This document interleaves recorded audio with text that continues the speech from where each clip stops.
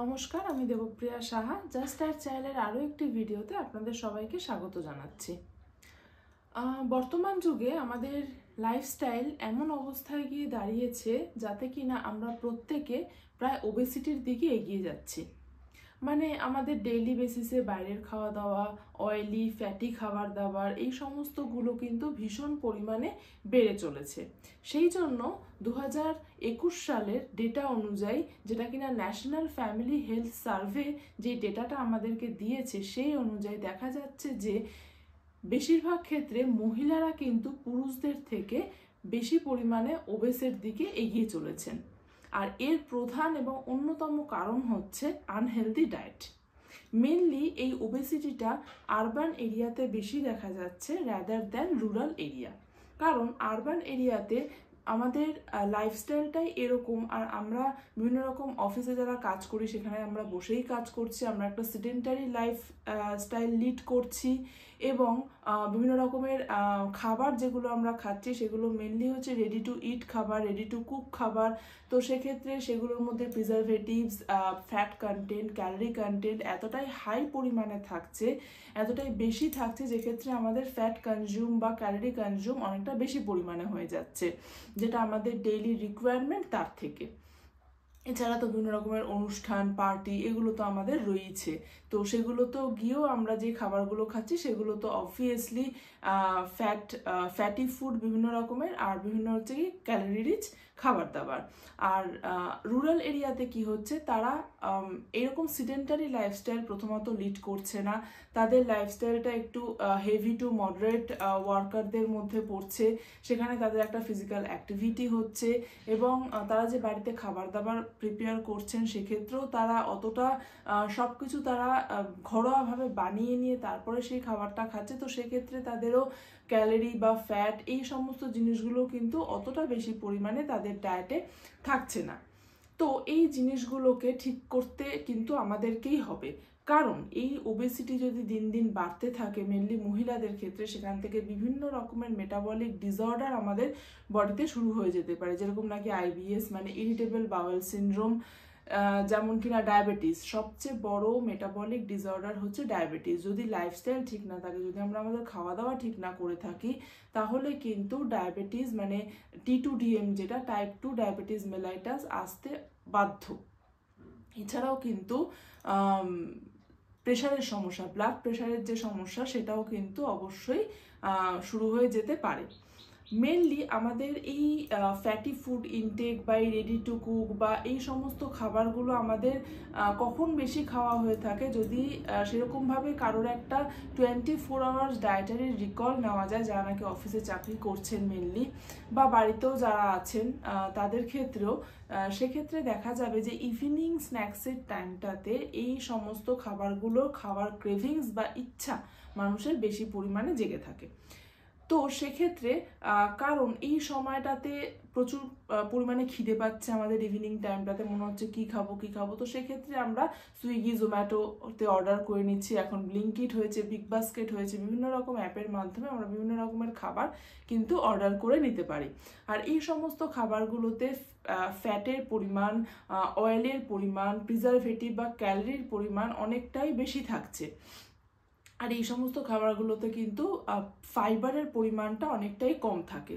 তো যেহেতু ফাইবারের পরিমাণটা কম থাকছে, তো আমরা খাবারটা খেলাম, আমাদের হজম হয়ে গেল, রাত্রে কিন্তু যখন আমরা ডিনার করছি প্রপার অ্যামাউন্টে আমাদের আমাদের পরিমাণে আমাদের খিদেটা পেয়ে গেছে, আর সেই খিদেটা মেটানোর জন্য কিন্তু আমরা ডিনারটাও একদম প্রপারলি করছি, সেখানেও কিন্তু আমাদের একটা ক্যালোরি কনজিউমটা বেড়ে যাচ্ছে।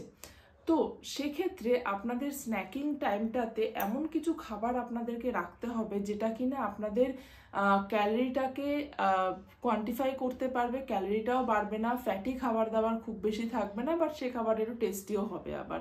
তো আজকে সেই জন্য আমি আপনাদেরকে এমন 3 ধরনের খাবার সম্বন্ধে বলবো, মানে মেনলি রেসিপি সম্বন্ধে বলবো, যে 3টে রেসিপি আপনারা আপনাদের ইভিনিং স্ন্যাক্সের টাইমটাতে অবশ্যই রাখতে পারেন, যাতে কিনা আপনাদের যারা ওবেস অলরেডি হয়ে গেছেন বা ওভারওয়েটে চলে গেছেন তাদেরকে ওয়েট রিডিউস করতে কিন্তু অনেকটা সাহায্য করবে, আর যারা মোটামুটি বর্ডার লাইনে রয়েছেন তাদেরকেও কিন্তু হেলদি রাখতে সাহায্য করবে। তো প্রথমত যেটা আমি বলবো সেটা হচ্ছে রোস্টেড মাখানা।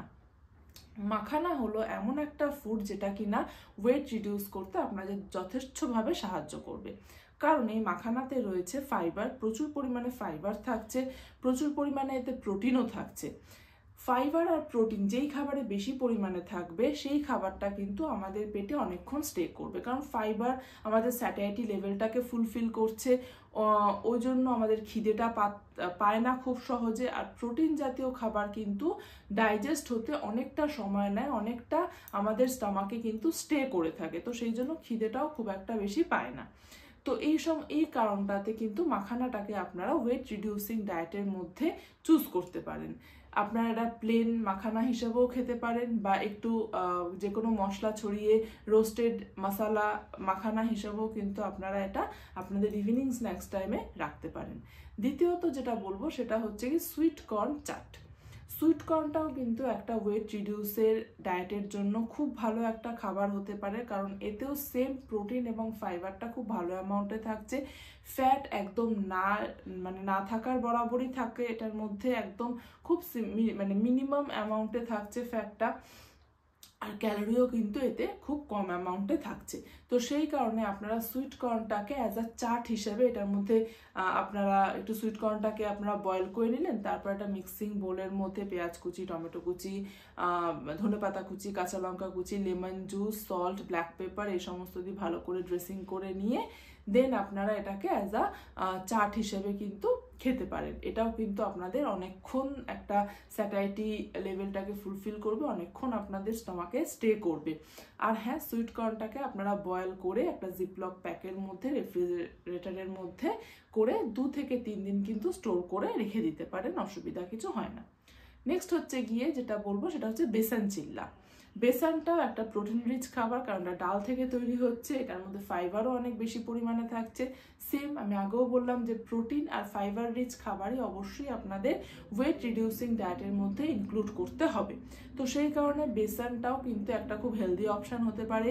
বেসন থেকে আপনারা বেসনের চিল্লা বানিয়ে নিলেন, যেটা খুবই টেস্টিও হবে তার সাথে সাথে। তো একটা মিক্সিং বোলের মধ্যে বেসন, তার সাথে একটু দই নিতে হবে, পেঁয়াজ কুচি, কাঁচা লঙ্কা কুচি, টমেটো কুচি, ধনেপাতা কুচি, এই সমস্ত দিয়ে একটু সল্ট দিয়ে ভালো করে মিক্স করে প্যানে অল্প করে তেল দেবেন, সামান্য তেল ব্রাশ করে নিলেও হবে, বেশি তেল কিন্তু লাগে না ভাজতে। সামান্য তেল একটু ব্রাশ করে নিলেন, তার মধ্যে ব্যাটারটাকে দিয়ে দিলেন। ব্যাটারটা একটু পাতলা করে আপনাদের বানাতে হবে, যাতে একদম পাতলা পাতলা চিল্লার মতন হয়। তো আপনারা দিয়ে দিলেন, মোটামুটি 2 পিঠ ভালো করে ভেজে নিয়ে তুলে নিলেই কিন্তু রেডি হয়ে যাবে আপনাদের বেসনের চিল্লা। তো আপনারা এই 3টে খাবার অবশ্যই আপনাদের ডায়েটে ওয়েট রিডিউসিংয়ের জন্য কিন্তু ইনক্লুড করতে পারেন। আর যদি কিছু কোয়ারিজ থেকে থাকে ডায়েটের ব্যাপারে, বা ওয়েট রিডিউসিংয়ের যদি কিছু কোয়ারি আপনাদের থাকে, বা যদি আপনারা ডায়েট চার্ট নিতে চান, তাহলে কিন্তু অবশ্যই আমার সাথে যোগাযোগ করে নিতে পারেন।